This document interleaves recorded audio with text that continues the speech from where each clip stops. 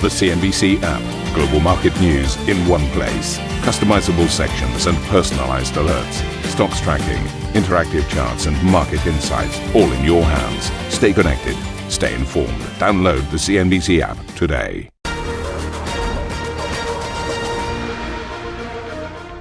Welcome to Squawk Box Europe. I'm Karen Cho with Steve Sedgwick. These are your headlines. The U.S. administration says it will control Venezuela's oil sales indefinitely. Energy Secretary Chris Wright telling CNBC the plan is needed to drive change in the country. We're not taking their oil. We have put a blockade on and prevented them from selling their oil. We choked off their revenue sources to get leverage over them. We're going to restart the selling of Venezuelan oil on global crude markets. European equities look set to follow Wall Street into the red after mixed data stateside, with attention now turning to Friday's non-farm payrolls report. Plus, China reportedly asked tech companies to halt orders of Nvidia's H200 chips a day after Jensen Huang hailed strong demand in the country, as Beijing looks to reduce reliance on foreign-made AI products.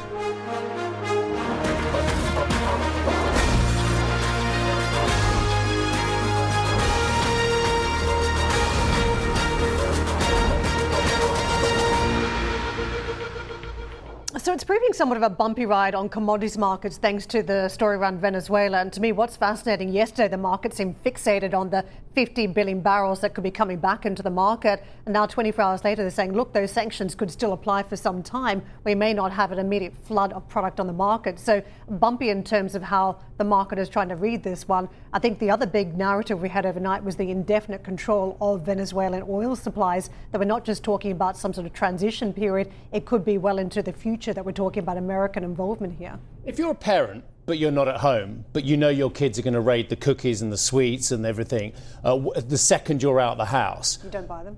You maybe don't buy them, but the cookies are there. You know, the kids have got a cookie factory in the house. Yes. And the fact is, you cannot expect these corrupt, repressive Venezuelan leaders to change their behaviour just because the parent is saying from a distance or sending texts, don't eat the cookies, don't eat the cookies. Or you lock up the assets, don't you? But you're not going to put a parent or a nanny on the ground in the house whilst you're out as a parent. My point being is, 4 days ago, pre the extraction of Maduro, these were corrupt criminals as far as the US was concerned. That was it. They were all, this government, you know, from top down. Mm-hmm. They're still there. Every single one of them is still there. But the US now thinks that it is plausible to tell them from afar, to be that parent outside the home, don't have the cookies, don't do corruption, don't do that anymore, work with us on this one as well, unless you see systemic change and a process towards cleansing those institutions, cleansing the government, having democratic election process at some stage. This country can't be reformed from the outside if you leave all those people still in place as well.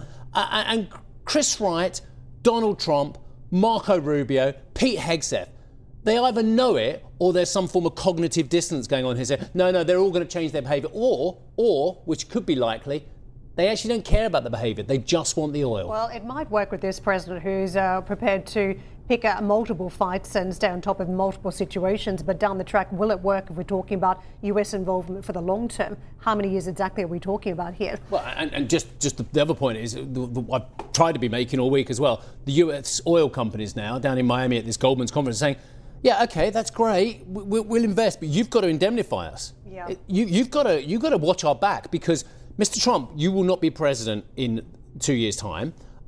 We don't know what regime we're going to be dealing with. We don't know if it's going to be a democratic regime or the same bunch of crooks who are still in place now in Venezuela as well. Yeah. The world markets are changing very aggressively. You've got to kind of backstop just about everything legally, not just by word as well. And I think one executive was quoting the FT saying, look, and they use expletives, so I won't, because this is a family show, believe it or not. We're one tweet away from having our something handed to us because policy can change so quickly. Yeah, a couple of points there. It's my point around the president, what happens beyond Trump's years in office. And the other point, and we've raised it from the very beginning when the story was unfolding, investing in a low oil market, that is always challenging when any cycle. Businesses do not typically want to invest when prices have come off and the cycle is down. So that does make it challenging. In the meantime, at the latest here, Washington will control Venezuela's oil sales, quote, indefinitely, according to U.S. Energy Secretary Chris Wright. Speaking at the Goldman Sachs annual energy conference, Wright said that U.S. leverage and control of the sales, it's needed to drive change in Venezuela. He said the proceeds will be deposited in American-controlled accounts. Number one, we're not taking their oil. We're not taking their oil. We have put a blockade on and prevented them from selling their oil. That's choked off cash flow. They get cash from selling oil and from selling drugs and from human trafficking. So we choked off their revenue sources to get leverage over them. We're going to restart the selling of Venezuelan oil on global crude markets, put it into counts in the name of Venezuela. We're going to now allow those tankers to flow, but we're going to market that crude. They fully understand this. They're our partner in doing that. We're going to allow that crude to be sold so that revenue can be generated, but then we're going to control the flow of that revenue to make sure it's going for productive reasons in Venezuela.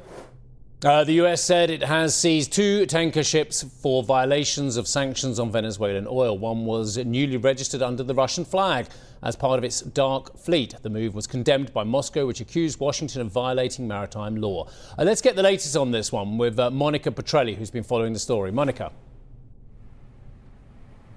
Yeah, that's right, Steve. You know, it reads like the plot of a 1980s action flick. However, it's very real. This latest seizure of a Russian flag tanker, ultimately the culmination of a 2-week pursuit that started down in the Caribbean when this vessel was able to elude U.S. forces, then kicking off a transatlantic pursuit that ultimately ended south of Iceland when U.S. Coast Guard, as well as Special Forces, supported by UK military forces as well, boarded and took control of this vessel. So in total, that makes 4 for the past month. Seizures which haven't moved the oil markets very much, but showcase a new level of action by the Trump administration. Now, we've long known this administration willing to take bold moves domestically, but now we're increasingly seeing this on the international front as well. Yesterday, Trump saying Venezuela would turn over up to 50 million barrels of oil to the U.S., which it would then sell. And it would be controlled by him, he said, ultimately, which would go to benefit the people of Venezuela and the U.S. Now, we just heard there U.S. Energy Secretary Chris Wright telling CNBC U.S. is not taking Venezuela's oil, rather just choking off the cash flow, using it as leverage, and yes, returning the money ultimately to the people of Venezuela. But it was a different story from U.S. Secretary of State Marco Rubio yesterday, laying out a 3-point plan from the U.S. in Venezuela, starting with stabilizing the country, moving towards recovery, and finally a transition. And yes, in it, part of it, he said, the U.S. would, quote, take all the oil. It's back to you. Monica, thank you very much for bringing us the latest there. Monica Petrelli with us. Let's push on to U.S. markets and the performance we saw yesterday, mixed across the board. The Dow falling almost 1%, so peeling off fresh records in recent trading sessions. And don't forget, we've seen a broadening out of the narrative for 2026. But if you look at some of the AI names, it was a real mixed picture just in some of those names itself. Alphabet, one of the big drivers for the market to the upside, which is where the NASDAQ saw that performance. But to the downside, Apple was falling. Also, Meta Platforms, some of the underperformance from those names. So again, some churn in the AI story. In terms of Asian markets, picking up on that mixed picture from the US markets, this is how it looks. Japanese markets have been impacted in recent sessions by a ban on dual-use exports from the Chinese market. So the geopolitics has taken some of that momentum out of the Japanese stock market. Down again today, 1.6%. Hong Kong stocks, Chinese stocks too, also flashing red. The Kospi, though, proving somewhat immune, and again, just inking some fresh gains here. More green, and don't forget that's been the narrative all last year, the top performing market, and again this year in 2026, it's showing further appetite. The European futures this morning as we get going. We did break a 3-day winning streak yesterday. A faint territory to the downside, but still in the red. In terms of the markets this morning that we're watching, you can see the FTSE 100 again backing off some of the recent highs. It crossed that 10K mark, but is now just inching back closer to it. 410s down is the early indication. The Xetra DAX looks to be weaker. It was up yesterday, 6 straight sessions positive, so that run may come to an end today. Now, US futures as we gear up for the US session on the back of that mixed bag, we are seeing early indications for again further fatigue coming into that US trade. On the Dow in particular, you can see seen down 145 points. Let's get to Mark Anderson, who is co-head of Global Asset Allocation, UBS. Mark, lovely to see you today. Thank you for joining us on Squawk Box. I'm struggling this year. I can't find one of the bears that were in abundance in the middle of last year. They're nowhere to be seen, Mark, as well. Everyone is so constructive. I've got a feeling you are too. Yeah, there I'm going to disappoint you. We also come into this year looking relatively constructive. So we're ending the year on an equity overweight in our global portfolios for clients. And that's also how we have started this year. Global equities, they might be coming in with slightly negatives on the future, but they're still up almost 2% on the year, driven by different regions like emerging markets, US off to a good start. I think everybody's hoping for a lot of the same playbook that we saw last year of good global solid growth, slightly lower inflation, central bank cutting, reasonably strong earnings. That whole mix doesn't seem to be changing. So people are just riding the wave for now. Yeah.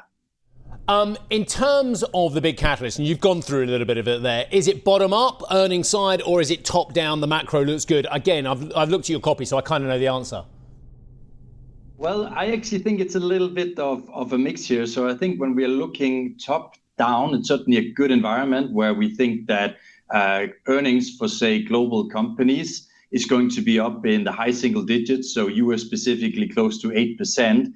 Then we have some sectors that we particularly like IT, banks, etc., where we see double-digit earnings growth. That's certainly very helpful. But it's also an earnings story which is broadening out to being a bit less about just a few very dominant tech names, to be a bit more on the broader economy. And then also in places such as Europe, where we saw slightly negative earnings, dampened by sort of a strong euro as one of the factors last year, is going to turn around in our view as well. So it's a good global story, unless we're going to get some of those hiccups we tend to get once in a while. Mark, can I just pick up on the bank story? We're hearing a lot about that. We saw a peel back stateside in the banks yesterday, breaking a 3-day winning streak. We're hearing further conversations that the Fed could still be easing slightly this year. And on top of that, we saw JP Morgan actually bulking up in the credit card space. What is the narrative about where some of the earnings will come through in the banks? On the bank side, it's both an earnings story in places like the US, Europe, and then it's a valuation story in particular when we look outside of the US. But on the earnings front, I think there's still a good interest rates sort of environment for banks to be making a decent amount of money on core business. Then we have a very solid amount of M&A activity, which is very helpful for earnings as well.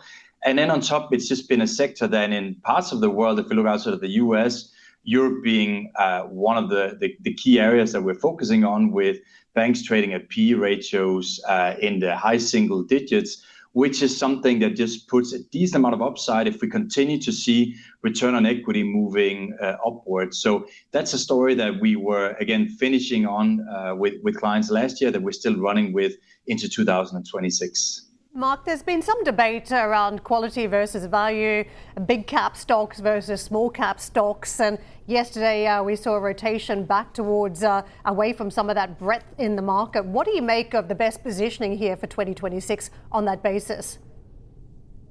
So in terms of the different sizes and styles, I would say that we still like technology, AI-related plays, and a number of those are obviously more into the mega cap space, as you will know. However, what we think is very important when we select the AI-related stocks that we have in our client portfolios is to think about going from more of the so-called pick and shovel, so really a lot of the infrastructure around AI deployment, into more the intelligence and application layers. So how are we going to use AI into the real world, and which are the companies that can monetize from this trend? And we really think about this as something that's going to be revolutionary over the next 1-2 decades and going to drive productivity growth. So yes, at the moment, we do have some of those very large names, at least when it comes to tech, and then moving into sort of the more smaller, mid-sized as well. We have somewhat of a confidence fade, though, when it comes to AI. The market's concerned about a bubble still, whether we've got extended valuations, whether the pickup in demand and profitability is truly going to justify what we've seen, the escalation of those valuations. On top of that, any execution issues, whether we've got grid problems that may impact the adoption. How do we think about crossing that barrier to get to more upside in the AI trade?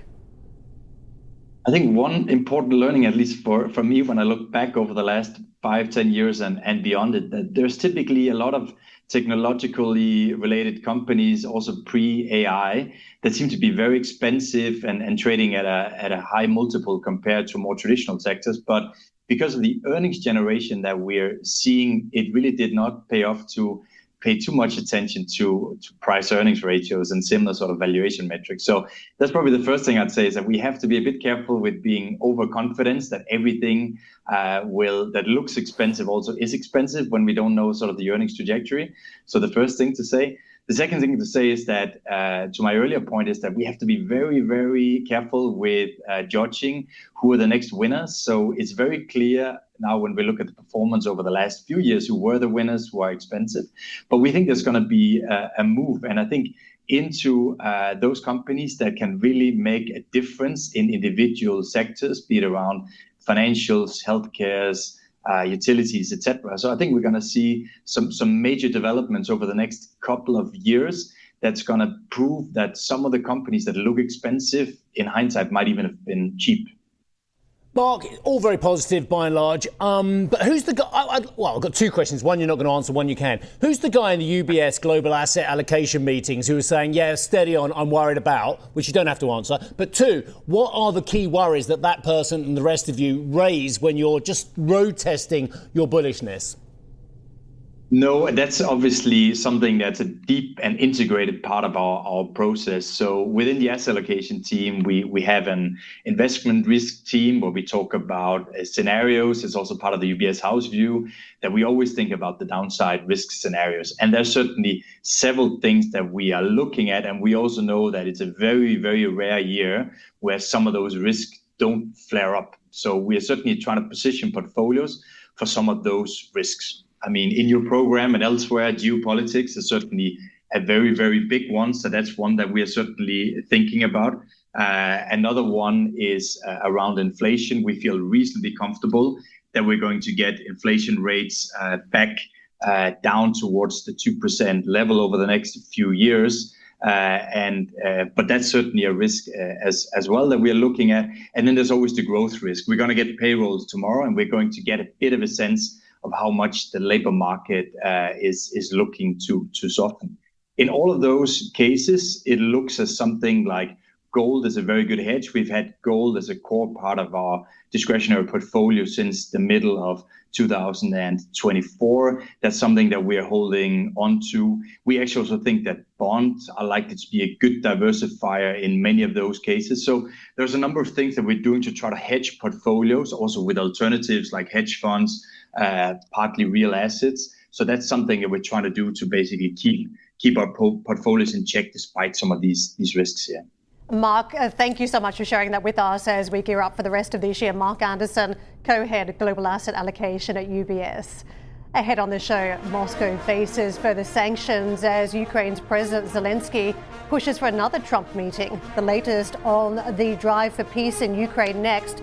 Plus, the chip wars continue as Beijing reportedly pours cold water on Nvidia's China hopes. And as Europe reels from Trump's Greenland threats, we'll dive deeper into the island's economy and what it is that has caught the president's eye. American Minerals founder and CEO Elder Olafsson will be joining us over the next hour.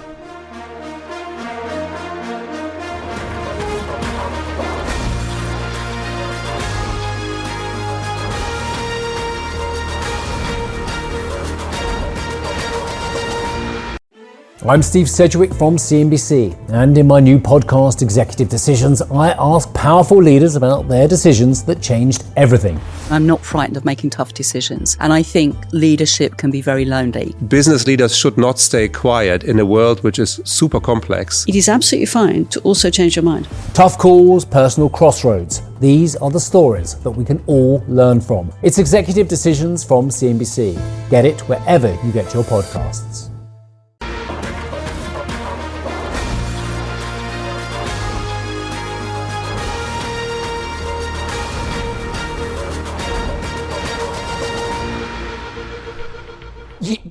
There's some CEOs out there, Karen, who don't like meetings, who basically ban. They don't have meetings. They think they're unproductive, and actually just kind of going to the person and getting stuff done. You can do it, and it's actually a known business technique as well. Yeah. Some business meetings, you just know how they're going to go. You're going to say one thing, someone else is going to say another thing, and you're never going to agree. You're never going to agree. Versus others who want the dialogue to happen, right? So if you have a meeting, say between Marco Rubio and his counterpart from the Danish, how's that conversation going to go? We want Greenland. Nah. Well, we want it. Well, we don't really want to give it to you. It's kind of ours. It's sovereign ours, and it's up for the Greenland people. Oh yeah, we want it. But you can't have it. Oh, yeah, well, we're going to invade otherwise. Well, please don't do that because we're NATO. This is like the how's that going to work? That conversation. How can that conversation end differently from what we expect it to end? Well, given that big audience of bankers, there is often a reluctant seller, no doubt, and the M&A guys have to come and girls have to come in and have that negotiation, find the talking points. Where would you be open to having some discussion? A partial sale, hybrid sale? If you still had some of the owners on board, how it would look like? Would there be commercial benefits? People. Would there be commercial benefits for Greenland? They're quite happy not being American. Well, otherwise they would have gone for it already. Well, this is the hard ask for negotiators, isn't it? Trying to find the upside for Greenland to ink some sort of deal where there are commercial interests all around that benefit. But they can have that. That's the nonsensical thing that has come up in all the copy I've looked at, all the copy from the Greenlanders, all the copy from Denmark, all the historical narrative that we've done on this show ad infinitum. Greenland is open to vast amounts of US investment if that's what the Americans want to do. Tick. Greenland is open to vast amounts of American troops stationing themselves, again, by the way, because they were there already, on the landmass, if need be. Tick. We just kind of, it's ours. We own this thing, you know? So just testing the idea, if it does have an American flag on the ground, does investment capital markets just open instantly to Greenland more so than if it's just part of the mix of nations that is tied to Denmark, which could theoretically tap markets but hasn't to date, hasn't seen the commercial interest maximised because it doesn't have that American flag there. If it were to happen, would it instantly be a favourite on Wall Street, for instance? Would you see bankers flying in there trying to commercialise these mineral interests? There are brilliant American investments in the mineral sector around the world. Have a look at what Darren Woods does. Have a look at what Mike Wirth does. Have a look at all the big commodity players. They invest all over the world and have fantastic profitable operations, and some of them are in quite tricky areas to work in. Yes. Not one of those areas potentially has an American flag from a sovereign point of view. Well, to that point, when it comes to the minerals market, closer to home, in more stable jurisdictions, that is what is seen as incredibly important. Well, again, about the defence and security, as Trump has been putting the spotlight on it, saying there is a risk that they need the security of Greenland. If he's pointing out there isn't security, who wants to further those investment commercial interests there if there truly is a threat? So there's enough of a negative shade that's been thrown on the security situation in Greenland from the president, I think, that needs to be addressed for some commercial interest now. From a nation that had 10,000 troops there in the 50s and 60s and now has about 150 in a dog sled. Well, because Trump likes to talk about the Danish dog sled. Put the insurance market into it, which would be the ones underwriting it. So if there's any perceived threat, then that would come into the equation of pricing.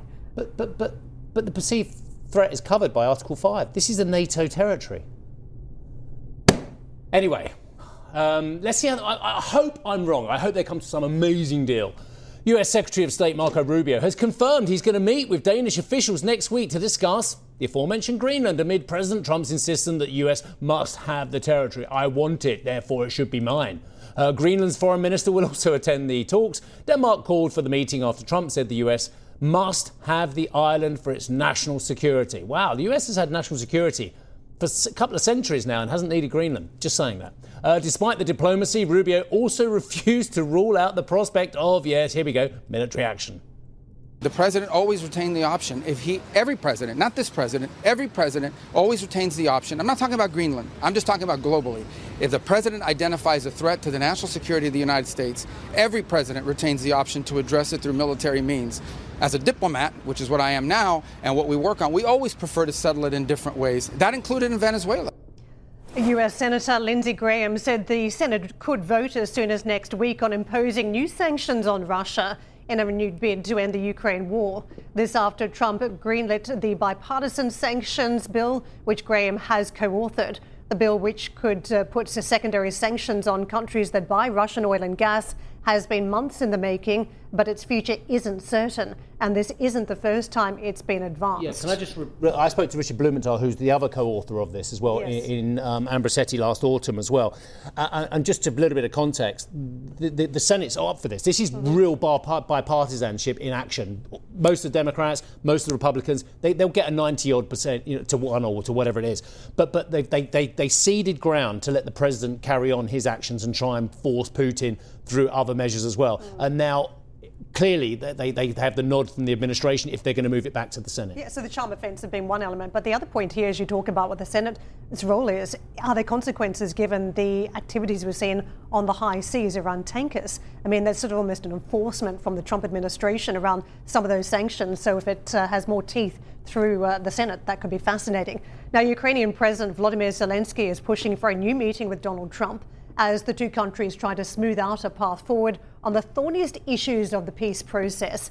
Zelensky told reporters he wants to speak to his American counterpart in order to gauge his support for a Ukrainian plan that would see the US guarantee the country's security for more than 15 years. Zelensky also highlighted the US's recent move to capture Venezuela's Maduro and suggested it could put added pressure on Russia by conducting a similar operation on the Chechen leader.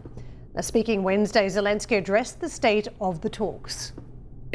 Peace negotiations have reached a new level of intensity. We work very, very actively, Ukraine, our European partners, and of course the United States and all members of our coalition of the willing, from Canada to Japan, from the EU to Australia, only if enough pressure is put on the aggressor.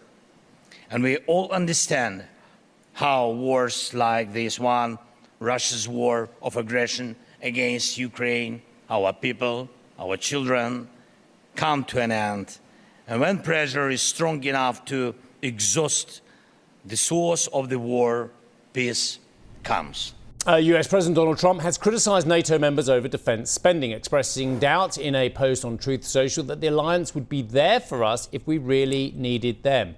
The only time NATO's Article 5 has been triggered, I know you'll remember now, was after 9/11 terror attacks on the US in 2001. So they reacted then and to the only country that's ever asked for Article 5 support. Anyway, Trump said he's committed to the military alliance, saying the US will always be there for NATO, even if they won't be there for us. Just to point out as well that Trump had a big win in Brussels, in The Hague, last summer when he got pretty much all of them, bar perhaps Spain, to say, yeah, we will commit to 5%. It was a big win for the US, and rightly so, Europe taking more responsibility for its own defence. Anyway, Trump also claimed in the Post that he has single-handedly ended 8 wars and criticised Norway for, quote, foolishly not awarding him the Nobel Peace Prize. Meantime, a quick look at how we're setting up on futures today. The early indications are we'll give back some territory, seen down 0.4 again on the UK market. The DAX, the Italian market, the FTSE may be expected to give back some territory today too. So it seems that some of the green we've seen in parts of this market again fading as we move throughout the January trading sessions.